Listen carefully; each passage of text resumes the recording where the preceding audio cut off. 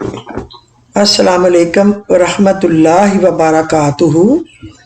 وہ مہربان اور پاک ذات آپ کی جھولی کو اپنی نعمتوں اور رحمتوں سے ہمیشہ بھری رکھے۔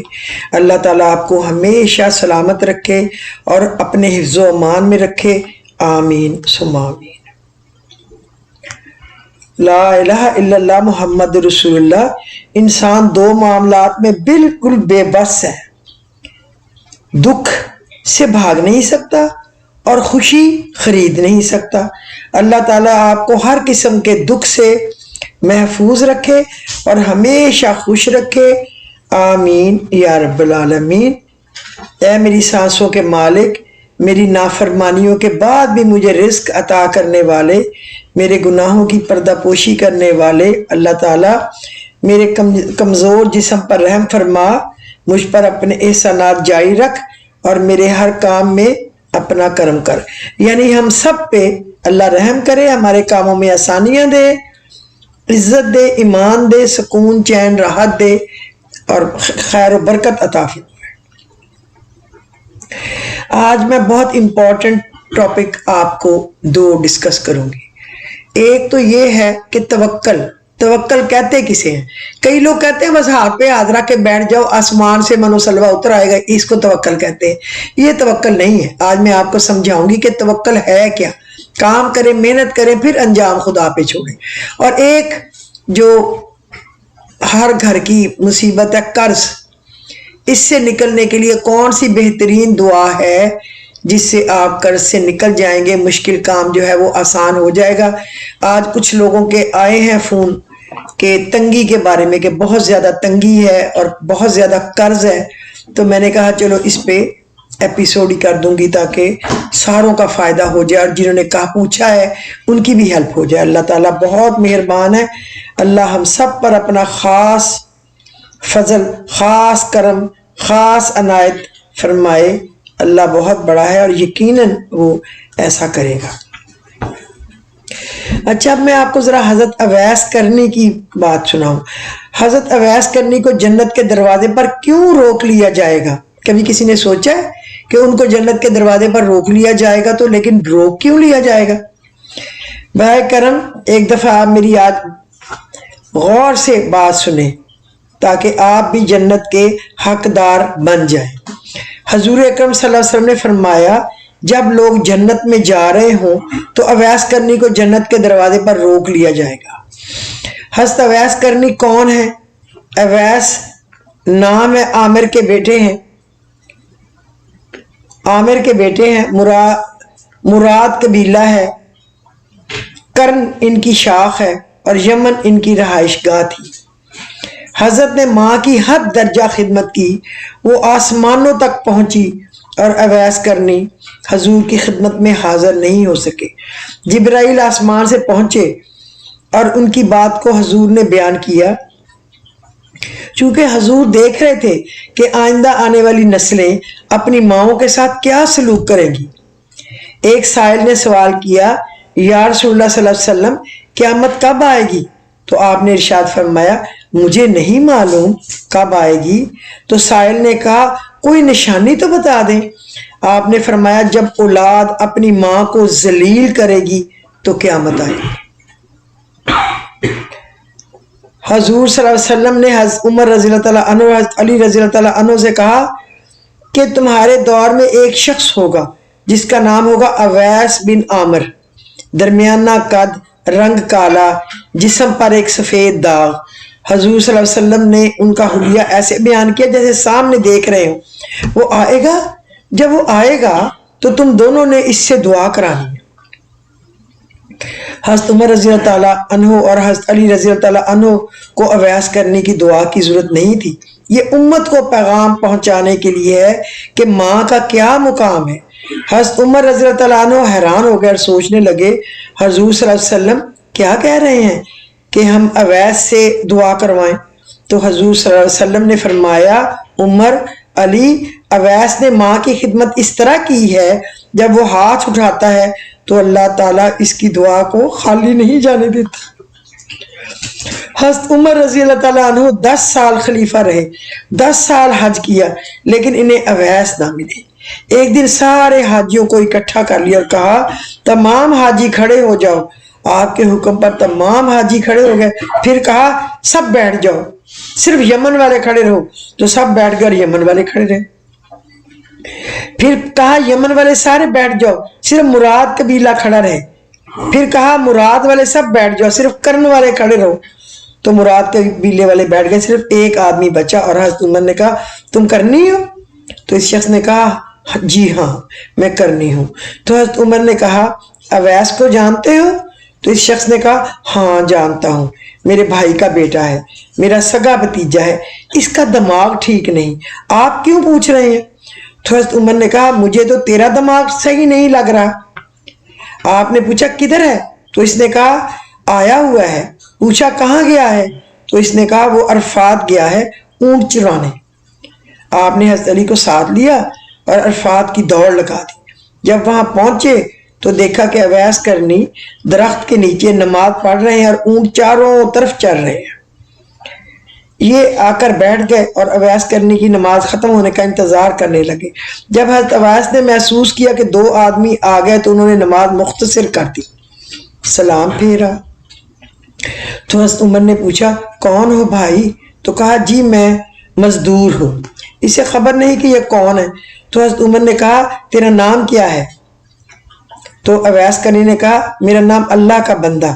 تو حضرت عمر نے کہا سارے ہی اللہ کے بندے ہیں، تیری ماں نے تیرا نام کیا رکھا ہے؟ تو حضرت اویس نے کہا آپ کون ہیں میری پوچھ گچھ کرنے والے؟ ان کا یہ کہنا تھا کہ حضرت علی نے کہا اویس یہ امیر المومنین عمر بن خطاب ہے اور میں ہوں علی بن ابو طالب۔ حضرت اویس کا یہ سننا تھا کہ وہ کانپنے لگے کہ جی میں معافی چاہتا ہوں، میں تو آپ کو پہچانتا ہی نہیں تھا، میں تو پہلی دفعہ آیا ہوں۔ تو حضرت عمر نے کہا تو ہی اویس ہے؟ تو انہوں نے کہا ہاں میں ہی اویس ہوں۔ حضرت عمر نے کہا ہاتھ اٹھا اور ہمارے لیے دعا کر۔ وہ رونے لگے اور کہا میں دعا کروں؟ آپ لوگ سردار اور میں نوکر آپ کا، میں آپ لوگوں کے لیے دعا کروں؟ تو حضرت عمر نے کہا ہاں اللہ کے نبی نے فرمایا تھا حضرت عمر اور حضرت علی جیسی ہستیوں کے لیے حضرت اویس کے ہاتھ اٹھوائے گئے۔ کس لیے؟ اس کے پیچھے جہاد نہیں، اس کے پیچھے تبلیغ نہیں، اس کے پیچھے تصوف نہیں، اس کے پیچھے ماں کی خدمت ہے۔ جب لوگ جنت میں جا رہے ہوں گے تو حضرت اویس کرنی بھی چلیں گے۔ اس وقت اللہ تعالیٰ فرمائیں گے باقیوں کو جانے دو اور اویس کو روک لو۔ اس وقت حضرت اویس کرنی پریشان ہو جائیں گے اور کہیں گے اے اللہ آپ نے مجھے دروازے پر کیوں روک لیا؟ تو مجھ سے اس وقت اللہ تعالیٰ اس سے فرمائیں گے پیچھے دیکھو۔ جب پیچھے دیکھیں گے تو پیچھے کروڑوں اربوں کی تعداد میں جہنمی کھڑے ہوں گے۔ تو اس وقت اللہ فرمائے گا کہ اویس تیری ایک نیکی نے مجھے بہت خوش کیا ہے، ماں کی خدمت۔ تو انگلی کا اشارہ کر، جدھر جدھر تیری انگلی پھرتی جائے گی میں تیرے طفیل ان کو جنت میں داخل کر دوں گا۔ سبحان اللہ اور جزاک اللہ خیر۔ یہ ہے ماں کا ادب۔ اللہ ہم سب کو اپنے والدین کا فرما بردار بنائے آخری سانس تک۔ جو ماں باپ کا فرما بردار نہیں اس کو مردودوں میں لکھ دیا جائے گا، لعنت کریں گے اس پہ زمین والے بھی اور آسمان والے بھی۔ کاش کہ ہم لوگ کہیں اس میں شامل نہ ہو جائیں، ہم تو بہت خطا کار ہیں، اللہ ہمیں معاف کرے۔ اپنی اولاد کو مالدار بنانا کمال نہیں، اپنی اولاد کو دیندار بنانا کمال ہے۔ اب ہم یہ سوچیں کہ ہم کن میں سے ہیں۔ اللہم الہمنی رشدی و اعذنی من شر نفسی، اے اللہ میرے دل میں ہدایت ڈال دے اور مجھے میرے نفس کی برائی سے بچا لے۔ اللہم آمین۔ اے اللہ ہم سب کی دعاؤں کو قبول و مقبول فرما، تو بہت بڑا ہے، سب پہ رحم کر، سب پہ کرم کر۔ اب میں آپ کو بتاؤں توکل۔ توکل کس کو کہتے ہیں؟ اللہ تعالیٰ کی رحمت اور ربوبیت پر اعتماد اور بھروسہ کو توکل کہا جاتا ہے۔ ایمان والوں کو قرآن کریم میں توکل کی صفت اپنے اندر پیدا کرنے کا حکم دیا گیا ہے، جیسا کہ ارشاد گرامی ہے اللہ لا الہ الا ہو وعلی اللہ فلیتوکل المؤمنون۔ اللہ لا الہ الا ہو وعلی اللہ فلیتوکل المؤمنون، سورۃ تغابن کے رکوع نمبر 10 میں ہے، اور میرا خیال ہے کہ شاید 13-14 نمبر آیت ہے سورۃ تغابن کی۔ تو اس میں اسم اعظم ہے، اللہ کے سوا کوئی معبود نہیں، اور ایمان والوں کو بس اللہ پر ہی توکل کرنا چاہیے۔ ایک اور جگہ فرمایا گیا ہے وَتَوَكَّلْ عَلَى الْحَيِّ الَّذِي لَا يَمُوتُ، اور تم بھروسہ کرو اس زندہ و جاوید ہستی پر جس کو فنا اور موت نہیں، سورہ الفرقان رکوع نمبر 5۔ جس بندہ مومن کا دل مطمئن ہو اور اپنی ہر ضرورت کے لیے اللہ جل شانہ کو اپنا کارساز تسلیم کرتا ہو، ایسے بندہ مومن کی ہر ضرورت کے لیے اللہ کی ذات کافی ہے۔ سورۃ طلاق میں ہے نا، سورۃ طلاق کا 10 نمبر پارہ، وَمَن يَتَوَكَّلْ عَلَى اللَّهِ فَهُوَ حَسْبُهُ إِنَّ اللَّهَ بَالِغُ أَمْرِهِ، یہ سورۃ طلاق کے تھوڑی سی دیر بعد ہی آ جائے گا سورۃ طلاق میں، وَمَن يَتَوَكَّلْ عَلَى اللَّهِ فَهُوَ حَسْبُهُ إِنَّ اللَّهَ بَالِغُ أَمْرِهِ قَدْ جَعَلَ اللَّهُ لِكُلِّ شَيْءٍ قَدْرًا۔ لیکن جو میں آپ کو پہلا پورشن اس کا بتانے لگا وہ ہے وَمَن يَتَوَكَّلْ عَلَى اللَّهِ فَهُوَ حَسْبُهُ إِنَّ اللَّهَ بَالِغُ أَمْرِهِ، جو بندہ توکل کرے اللہ پر تو اللہ اس کے لیے بالکل کافی ہے، بلا شبہ اللہ تعالیٰ اپنا کام پورا کرنے والا ہے۔ یہ ہر نماز فرض پڑھنے کے بعد نا، ہر نماز کے تو اس کو ایک دفعہ پڑھنے کے لیے حضور پاک نے کہا ہوا ہے، الحمد شریف پڑھو، پھر آیت الکرسی پڑھو، پھر یہ پڑھو لقد جاءکم رسول، سورۃ توبہ کی آخری، اور اس کے بعد وَمَن يَتَّقِ اللَّهَ يَجْعَل لَّهُ مَخْرَجًا وَيَرْزُقْهُ، یہ پڑھو، اور پھر سورہ حشر کی آخری جو ہے نا هُوَ اللَّهُ الَّذِي لَا إِلَٰهَ إِلَّا هُوَ، یہ آخر تک پڑھ دو، اور پھر تینوں کل پڑھ لو، تو اللہ تعالیٰ جو ہے نا ایک قسم کا آپ کا توکل والوں میں لکھ دیتا ہے اور آپ کی روزی کو کھول دیتا ہے۔ توکل کا مطلب ترک اسباب نہیں ہے۔